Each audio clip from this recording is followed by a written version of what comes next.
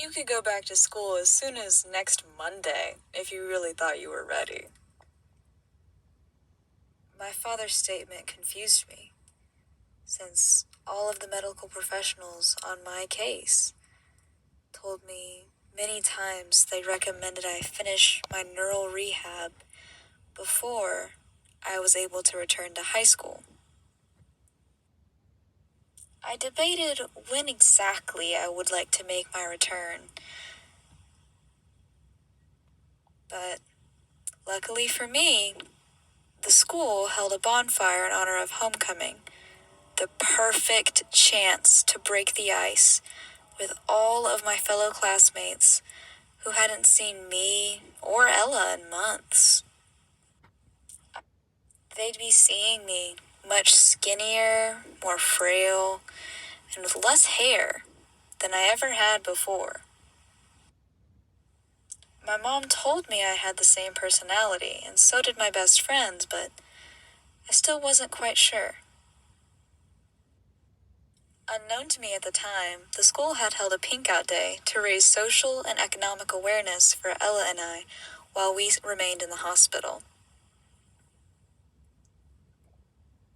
It's crazy to think that September 1st began like any other school day, just waiting for this day to be over.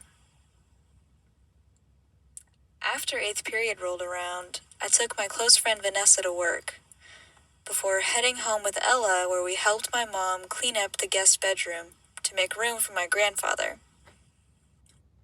When we came to a stopping point, Ella took this picture of me and joked that I looked like a pimp.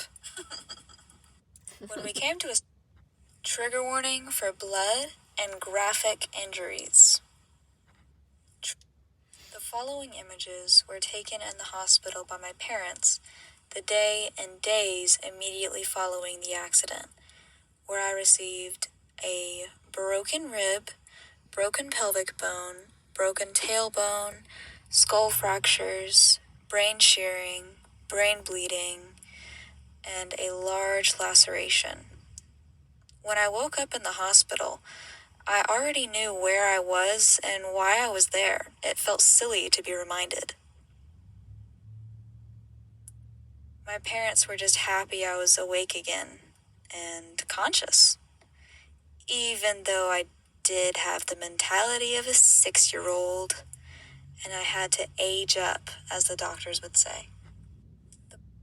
While I was in the hospital, my family often brought my personal pet, Skittles, to the hospital so that I could see her. In this picture, you can tell I was aged to the point of about a 12-year-old, where I hated getting my picture taken. This photo was taken about a week before I was released from the hospital, and had the mentality of about a 15-year-old. So I thought I was fine. When I came home, I finally saw the car and realized just exactly what I had managed to survive out of. Back to the present, I have a loving boyfriend, and I've never been closer with my friends and my brothers and other family members. I have a job where I'm respected, loved, and I love being there. And I also graduated high school with honors a year early. Now I attend Navarro College, and the story's all caught up. Now